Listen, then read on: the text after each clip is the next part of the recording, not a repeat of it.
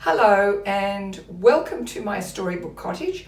Thank you so much for joining me, and I'm sorry about the state of my voice, which is the result of a very nasty cold I picked up in Canada recently, specifically in Nova Scotia, which is an eastern province where my husband's family lives and where I spent about 18 months with him when I was in my late 20s.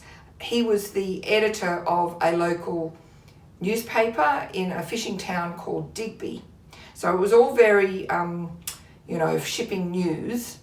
And as a result of that trip, I wrote a book called Little White Secrets.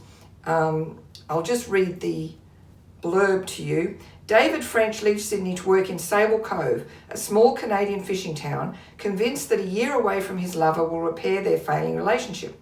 But he's not prepared for life in a community where everyone has something to hide and where it's always a fight to keep your secrets to yourself. Now, it so happens that when we were in Nova Scotia a few weeks ago, we decided to pop over to Digby for old time's sake, and I have to say it hadn't changed much.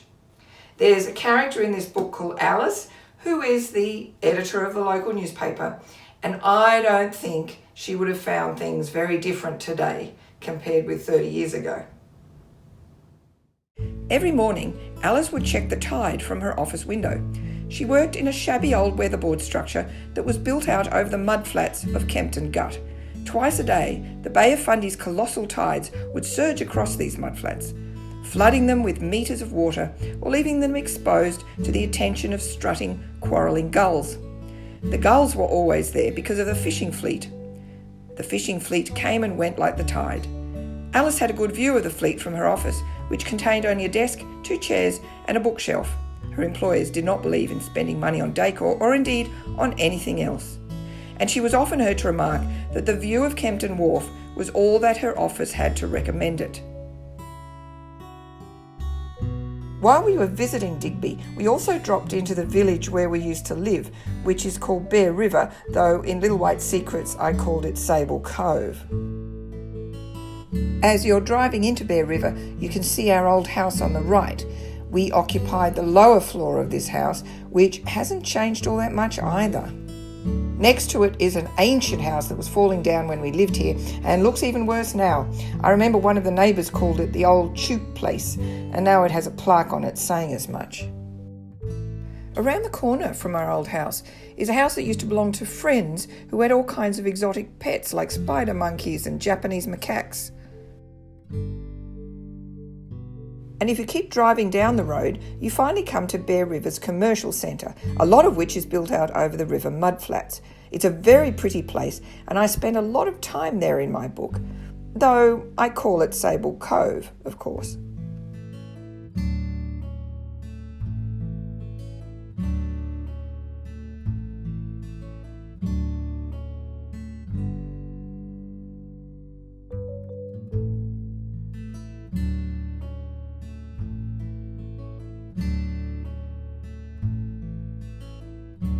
Oakey Marshall lived in his grandfather's house on Marshall Street. Like most of the houses in Sable Cove, it was a 19th century monster, 3-storied and multi-gabled, expensive to heat and maintain. Only its ground floor rooms boasted storm windows. Its shingle walls, which were innocent of aluminium siding, had the sand-scoured patina of driftwood. Oakey had erected a brand new forest green prefabricated shed for his Ford pickup and used the old barn as a workshop. He stacked his fuel near the back door of the house, in a bulwark of kindling that stood 1 metre high and 8 metres long. He grew no vegetables and let the fruit trees take care of themselves. He never went near the boathouse.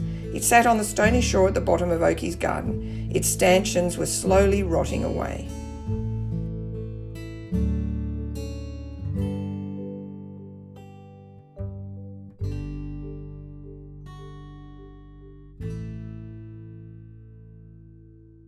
Another place we visited in Canada was my mother-in-law's childhood home in a maritime province called Prince Edward Island.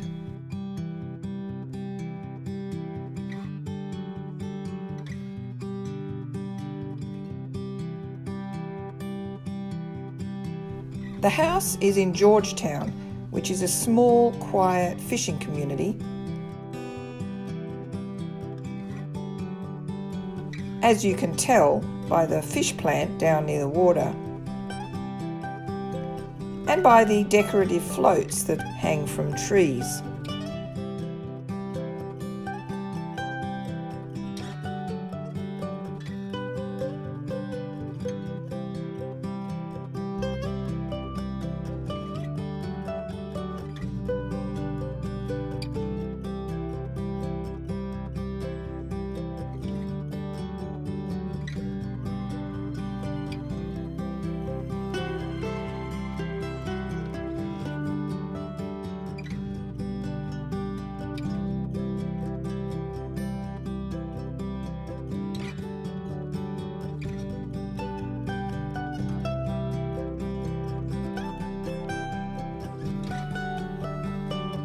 The reason I decided to include Prince Edward Island in this literary tour, apart from the fact that it's extraordinarily beautiful, is that it relies a lot on tourism, and one of the main pillars of its tourism trade is founded on a series of novels which really dominate the province's whole identity.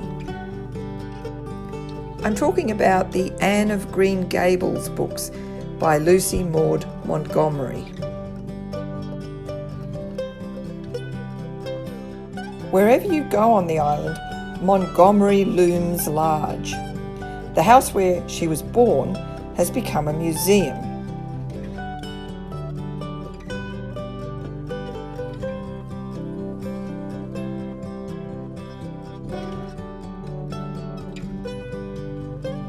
So has the house where she got married.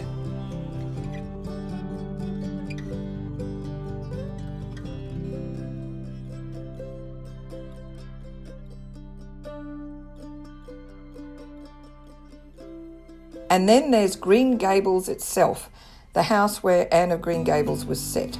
It belonged to Montgomery's friends, the MacLeods, and it's now a major heritage and tourist site, receiving thousands of visitors from all over the world, though it is shut during winter and early spring when we were there.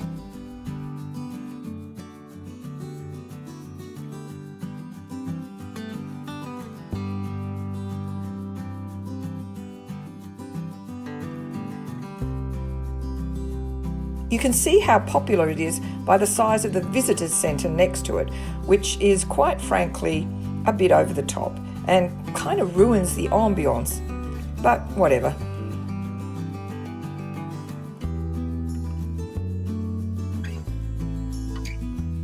And even in other parts of the province, you get lots of Anne of Green Gables merch, whole shops dedicated to that one literary character.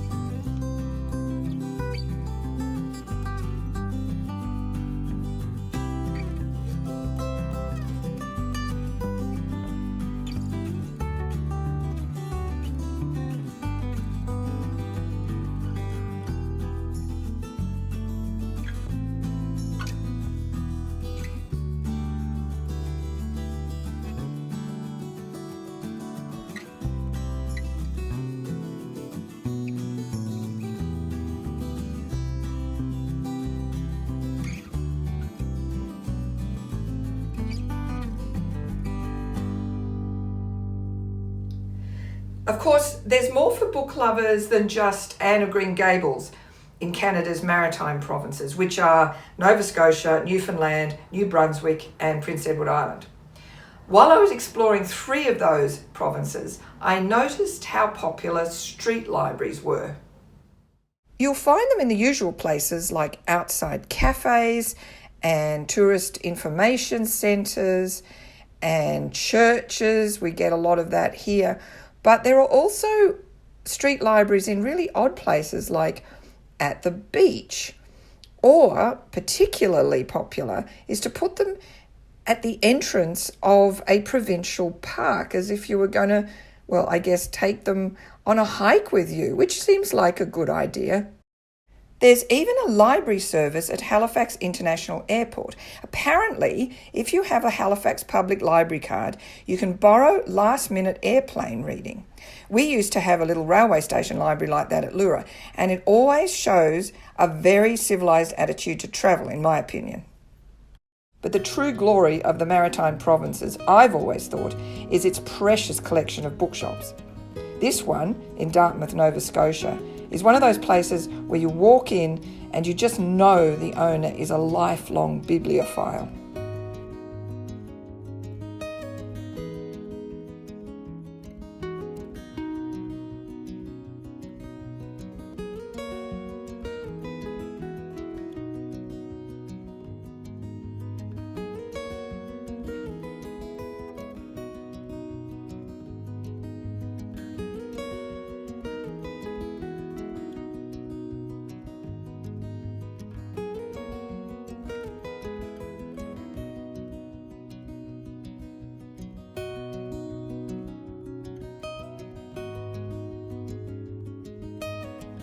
I think I've mentioned before that I love a bookshop that has a special penguin section, but I'm even more smitten when the bookshop has a virago section.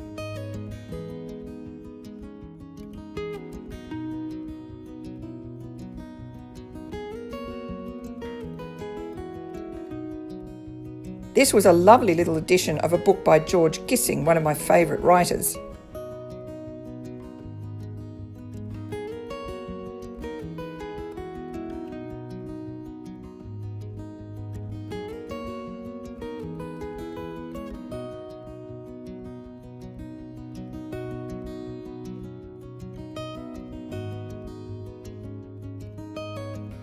And this was a surprisingly iconic front page to find in a box on the floor. Another great bookshop I went to in St John, New Brunswick, also sold comics and collectibles and antiques, and it was a real treasure trove.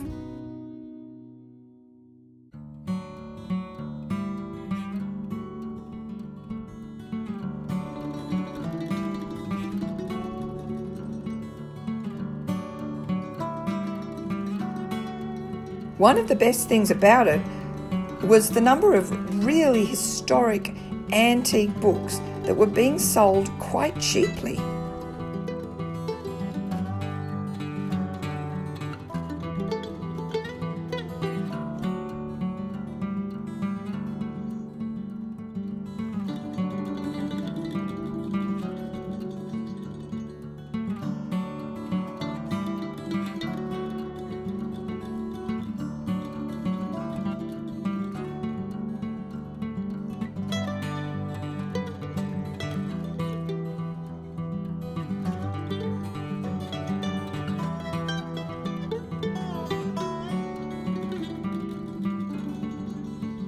Like all good dealers in antique books, it had a great selection of old newspapers and pamphlets.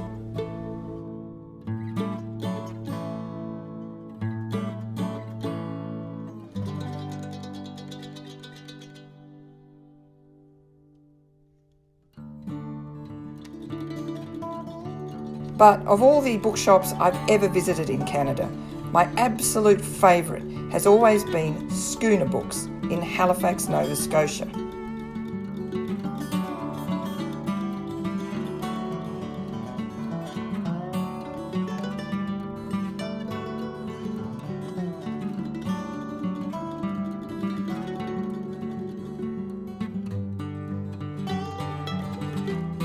Almost all the antique books in my modest collection were bought at Schooner Books because they are always so amazingly cheap.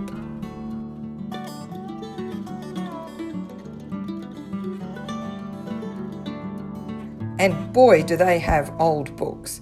This one, for instance, is from 1627. This one is from 1814. This one is from 1726. This beautiful Life of Samuel Johnson is from 1822. And this one is from 1712.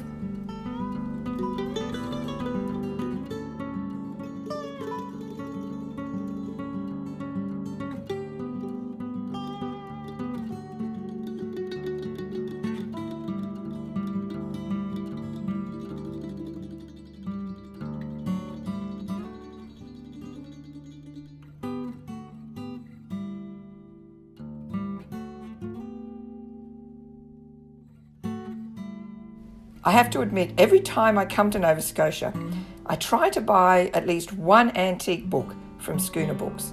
And I have so much fun leafing through the volumes on offer, trying to make my choice.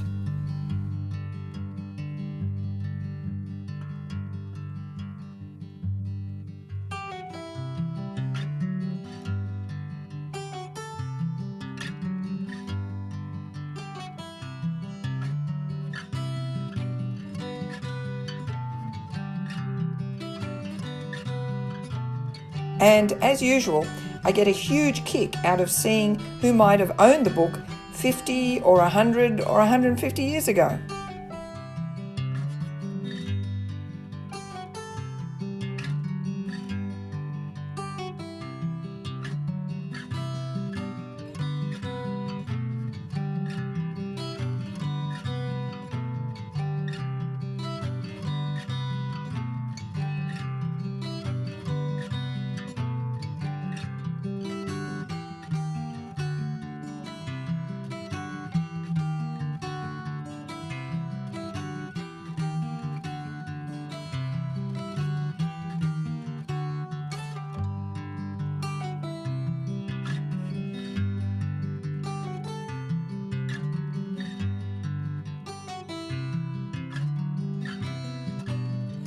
There are a lot of fabulous books and pamphlets to choose from, but I just can't walk past this little beauty, which is called Lectures on Phrenology.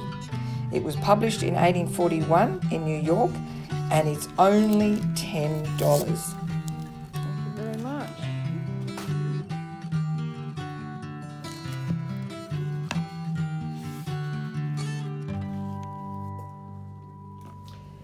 If only I'd had this book when I was writing this book, Charlatan, which is about a guy who was a mesmerist and a phrenologist. In case you don't know, phrenology was a 19th century pseudoscience where the phrenologist used to analyze people's characters by reading the bumps on their skulls. Needless to say, it was a hugely racist and sexist pseudoscience. And this book is riddled with the most appalling stuff. Like, for instance, Dr. Gall observed that in females, the upper part of the occipital bone receded more than in males, and naturally inferred that the brain beneath this part was the probable seat of some quality which is stronger in woman than in man. At length he noticed that the crania of monkeys in this particular part bear a striking resemblance to those of women, and he inferred that the cerebral part lying under this prominence was the probable organ of a quality which women and these animals equally possess in a high degree. He held the more tenaciously to this idea because, from the organs he had before discovered, he felt sure that this region was not the seat of any superior intellectual or moral faculty. Anyway, it's a great little souvenir of my literary trip to Canada, which I hope you enjoyed. Thank you so much for coming with me. The Maritime Provinces are a fabulous place to visit, but maybe when there are leaves on the trees and it's just a little bit warmer. But mind you, bad weather does lead to more reading, so I guess happy hibernating.